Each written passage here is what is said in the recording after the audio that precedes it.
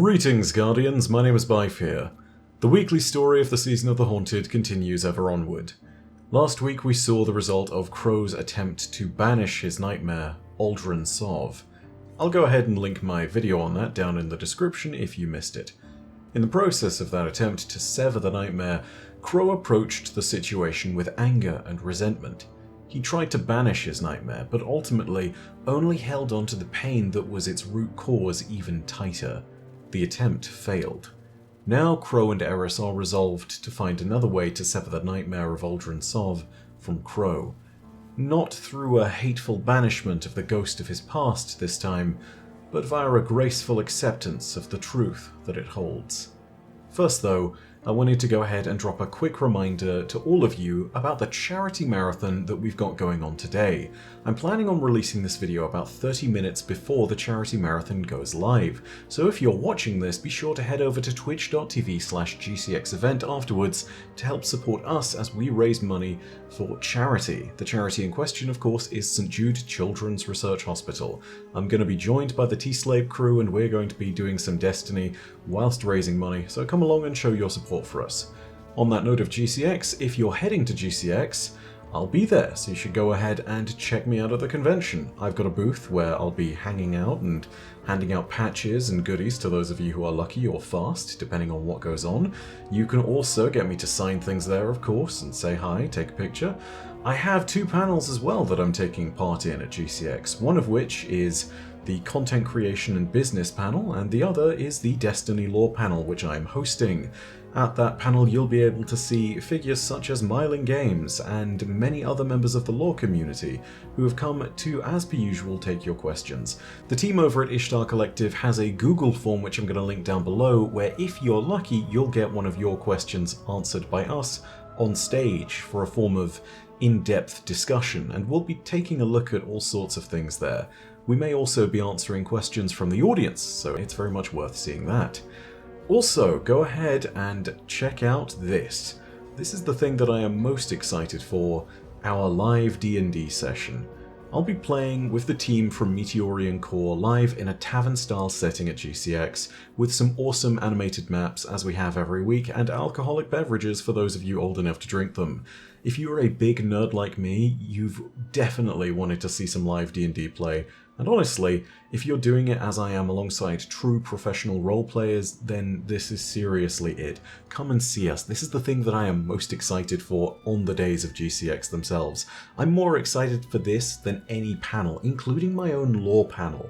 Not to disrespect, I'm just really hyped about this. It's so much fun playing D&D with this crew every week. We've been doing everything for the last 6 months to build the story to this point, and we're going to fall downwards into Undermountain and explore the depths of the Underdark, and you guys are going to be able to see that live at GCX.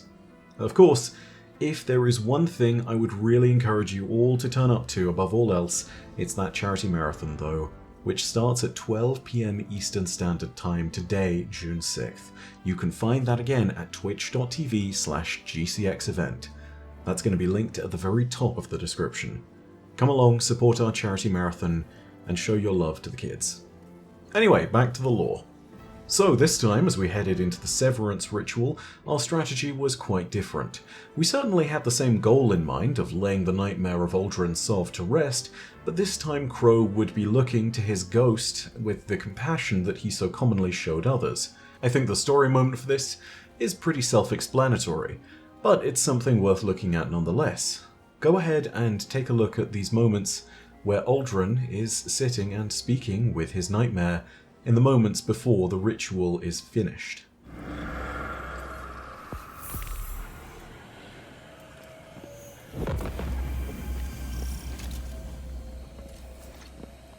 I told myself a story about who you were. A villain strung together from whispers of the things you'd done. But you're right. I'm scared. I'm scared that our nature might make my friends dangerous to me, or me to them. We all have parts we wish weren't there, but acknowledging them can make us stronger.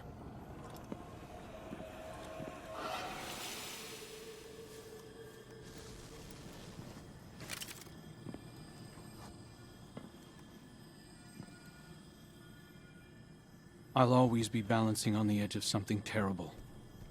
But now I have someone to pull me back. Who? You. I can learn from your mistakes. My triumphs, too. Yeah. You point out the pitfalls, I'll fill them in. We'll right your wrongs together. See you around.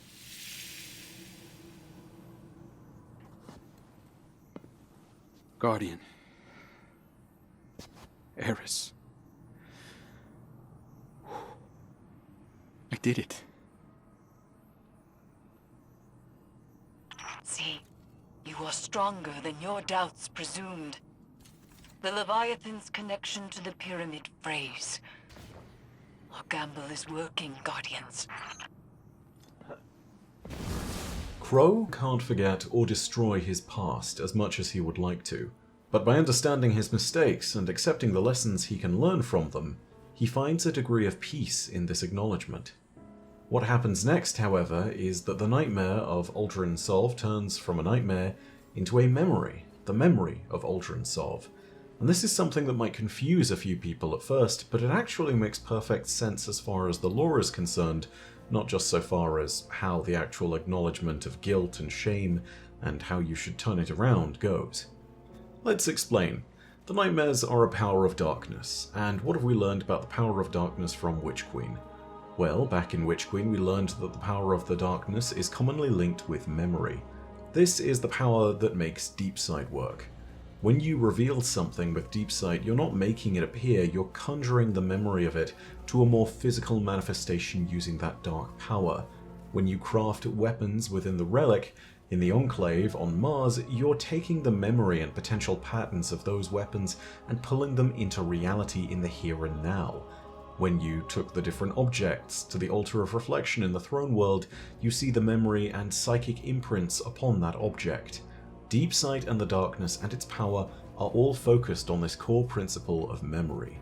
Similarly, the nightmares on Luna are a manifestation of past trauma that the Pyramid of Luna has manifested as a defense mechanism.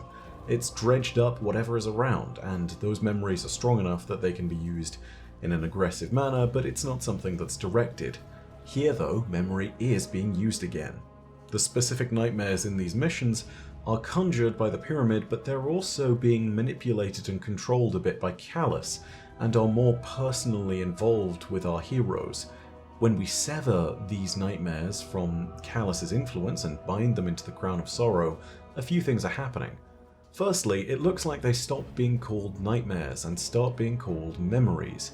Again, the darkness works through memory, so this is very appropriate given that the power we're using not only to bind these nightmares, but also the power that we're using to sever them, all of it's based in darkness, whether it's the Nightmare Harvester or the Crown of Sorrow. So yeah, the idea that these are still memories, even though they've been purged of their status as nightmares, is very appropriate. Secondly, as appears to be the case with the memory of Uldren, they stop being adversarial and problematic and instead become much more helpful. You can actually get a public event where the memory of Uldren Sov reaches out to Zavala and gives him a little bit of encouragement and help with his nightmare that he will soon face. All this is also reflected in their change of appearance. It's no longer red-tinted and foggy, as if both aggressive and designed to assert uncertainty and anxiety. Now they're outlined in blue, and blue is a much calmer color, whereas red is defined through aggression and passion. And they're no longer foggy, they're clear and cleanly outlined. And this is to say that there isn't that much anxiety or uncertainty around them. It's an acknowledgement of the way that the past is and an understanding of it. A better, deeper understanding too, I think. This is a really smart way of leveraging not just the aesthetic of the nightmares, but also the way that the power of the darkness works in Destiny lore terms in order to demonstrate those nightmares and how they've changed into memories and why they're still around. It also gives us an ability to highlight that repeated point that the darkness is not a force of evil by nature. It can be used for good or evil, and this is perfectly portrayed again by the fact that those nightmares can turn into memories. But also, it's a great way of showing how we can, in a very real world terms, come to terms with our own trauma, and how we can start to work through our own misgivings or failures. Acceptance and compassion are key here, and this isn't just a really cool note to make from the standpoint of the lore, it's also great to see compassion like that being shown directly in Destiny as a reflection of how to conquer all of this in real life. This is kind of the method that might be helpful to some. It's to accept that your mistakes happened, and to show yourself a little bit of compassion and a little bit of space for understanding. However, with the peace that Crow has found, there is another nightmare that must be faced. The nightmare of someone that Zavala used to love. Sophia, or perhaps Sophia. I don't know if we've heard the pronunciation of this character yet. Either way, this is his wife. The trauma and memory that she represents will be something we explore soon, but for the time being, I think it's simply worth knowing that this is clearly something incredibly painful for Zavala to contemplate. He barely mentions it, and only his closest friends truly know what that spectre represents. Keitel and Saladin are very quick to jump to Zavala's defense when he's confronted by the ghost of his past, and it's something that truly shows the bonds that he has made, and the good friendships that he has helped to cultivate. Excising Crow's nightmare wasn't simple or easy, but there's nothing to say that for Zavala it wouldn't be even tougher to excise the thing that haunts him. Of course, only time will tell. That's all from me for now though. If you enjoyed this video, go ahead and leave a like. And of course, if you want more Destiny content, go ahead and hit subscribe, and the bell next to subscribe to turn on those email notifications. The comments section is also open for you all down below with your own thoughts. But above all, I want you guys to hit that link at the top of the description. Go to twitch.tv/GCXEvent and join us for this charity stream. We're looking to raise money for the kids of St. Jude Children's Research Hospital, so do come along and help us support a very worthy cause. But as per usual, know that your viewership is quite enough for me, and that in the meantime, my name is Bife. Rodacia ad Astra. I'll see you, Starside.